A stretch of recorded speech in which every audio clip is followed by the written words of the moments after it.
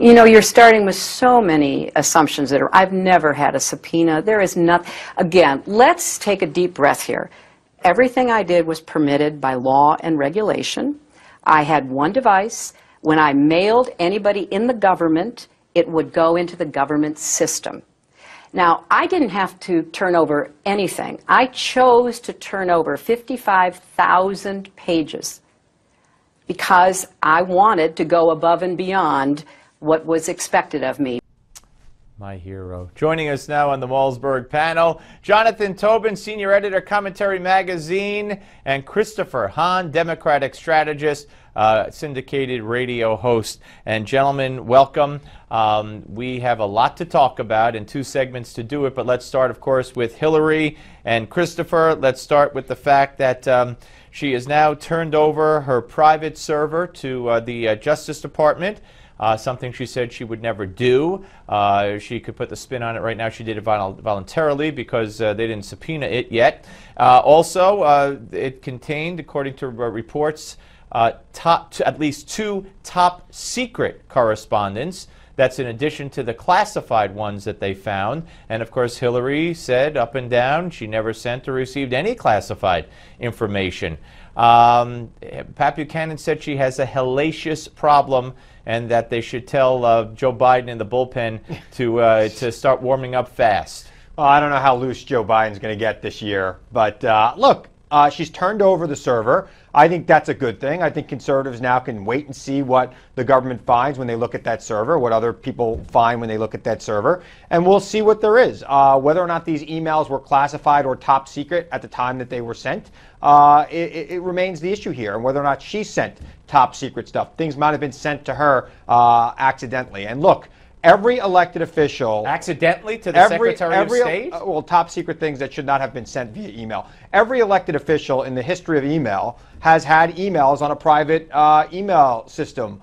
Hillary is no exception to that rule, and I expect that when the Justice Department gets done looking at this, there'll be nothing to talk about, and I think that's why she handed it over. Well, Jonathan, she handed it over because the heat is on. The investigation was underway. She had not that long ago said she was not going to hand it over. It was private property, and it was hers. Her tune has changed, but her Clinton speak has not changed. You know, I never had classified information that was classified at the time. I mean, it's always something with these 2 people, is it not?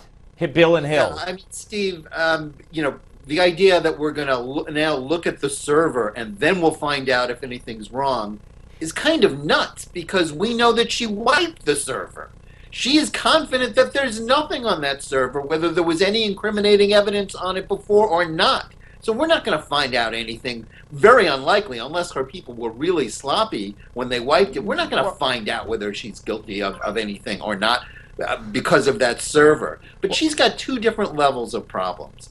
You know, the first, you know, concerning legal problems, it's not clear to me that no matter what is found on that server or anywhere else that a Democratic Justice Department will ever indict her for anything. Well, you got to trust the system. Even though that, you know, what she's done has gotten far lesser people in deep trouble. But the bigger problem stems from that clip that you played just before our segment. Everything she said on that is a lie. Everything she said on that turned out to be not true. Well, and Christopher, that, as Jonathan said, Christopher, that's why people don't trust her and don't think she's honest. But as far as you saying, trust the system like with Lois Lerner, trust the system like with Fast and Furious, trust the system. The system is slanted in the Justice Department. There are career prosecutors and there are career people in the Justice Department that will be looking at this. People who may have been there since Reagan or since Bush. They are not necessarily Obama appointees who are going to be doing the work here. Doesn't matter if they're told to lay off, they lay off. No, they won't. Not especially in the last year of an administration. These people will do what they think they need to do for their careers, and they will vigorously look into what's going on here. As for the server being wiped, Jonathan, don't you watch CSI? I mean, we have forensic evidence people who are specialized. Once something's on a server, you can find it on the server, no matter what was done to that server. So unless she threw the server in the river, which clearly she didn't, we're gonna find out what was on that server, and I think the American people are going to be satisfied that she's done nothing wrong. Well, reportedly, Lois Lerner did something similar to what you said. Reportedly,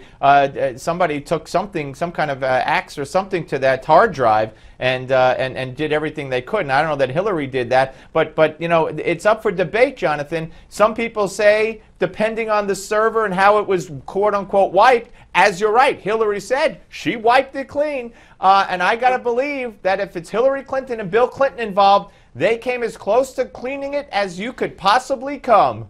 Listen, I neither am a forensic expert nor do I play one on TV. And maybe the magic that happens on CSI and the other shows, maybe that will enable the Justice Department to find out something. But let's leave that aside. Let's leave that sort of magical thinking aside. Not magical, it's science. Well, Yeah, no, there's no science, guarantee right. that you're going to find anything on it. But go ahead. Work under your premise, Jonathan. Go ahead. Let's talk about the real Hillary Clinton problem.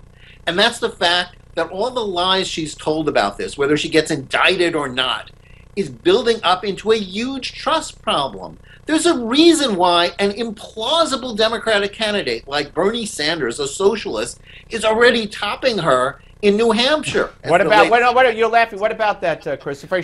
Bernie Sanders, for the first time, is now leading her by 7 points in New Hampshire. I'm laughing because I worked for Senator Schumer in 2000 when she ran for the United States Senate. I remember the Rick Lazio campaign having very similar talking points to what Jonathan's saying right now, what I've heard conservatives saying for the last couple of weeks about Hillary Clinton. The polls Clinton. back it up. It doesn't matter. Every poll backs it up. Elections are won by organization, and Hillary Clinton has one of the best organizations in the history of politics. All of the Obama organization joined with the Clinton organization, and now that organization is an unstoppable force. The only thing that could stop it is Hillary getting out herself. And they can't top Bernie Sanders in Iowa. We're coming back.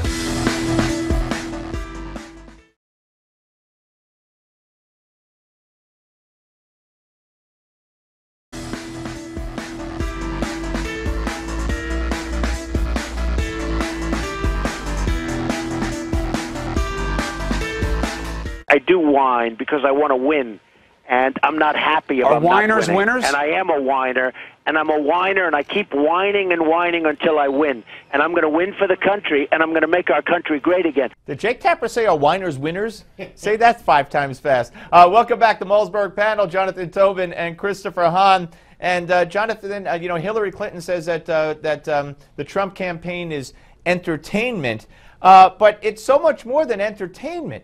It's why he's where he is in the polls. Now, the latest CNN poll out just moments ago in Iowa shows that Donald Trump has 22%. Ben Carson is second with 14. Scott Walker 9. Carly and Huckabee at 7. Jeb Bush is down at 5.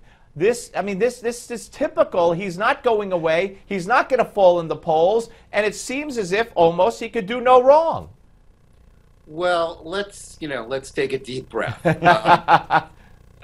It's not clear to me that anything we say now is going to necessarily be true or be hold up in the polls a month from now, 2 months from now, 3 months from now. Trump clearly hasn't gone away yet. He may not go away.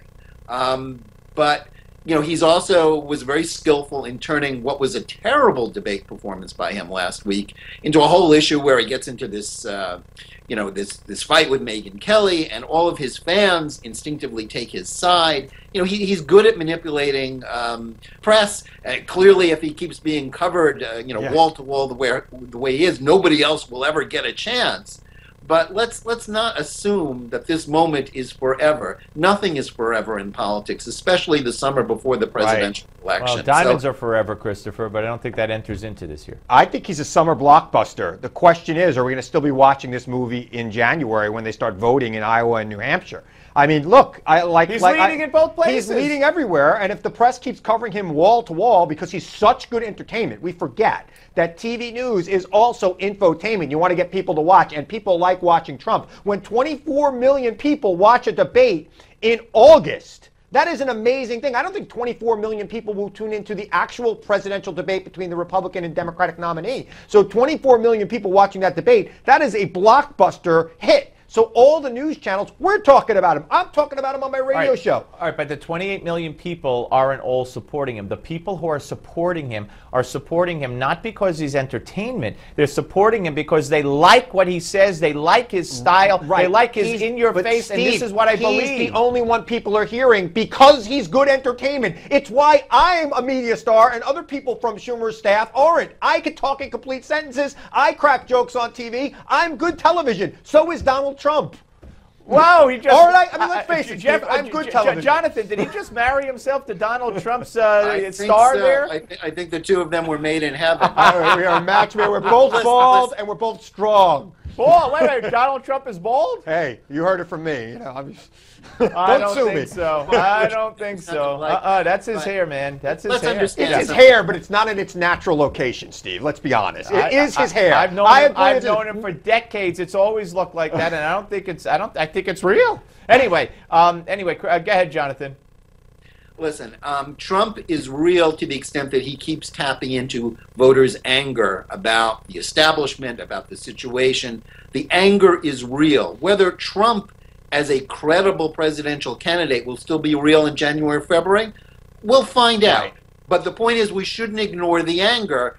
And I think to the extent that we kind of get hung up on the polls, I think those candidates that can tap into that while also being credible, will in the end do well. All right, what about we got about 30 seconds left, 15 seconds each. Let's start with Christopher. This Black Lives Matters, rushing the stage, what they did to O'Malley, they did worse to Sanders. Hillary locked them out and then met with them. What's your take on what they're doing? Look, I mean, they're trying to get their message across. I think they'll probably have no bigger friend than Bernie Sanders, so I thought it was kind of odd that they crashed his stage. But look, the message is getting out, and I think that it's something that can't be ignored. Jonathan, they should have been arrested.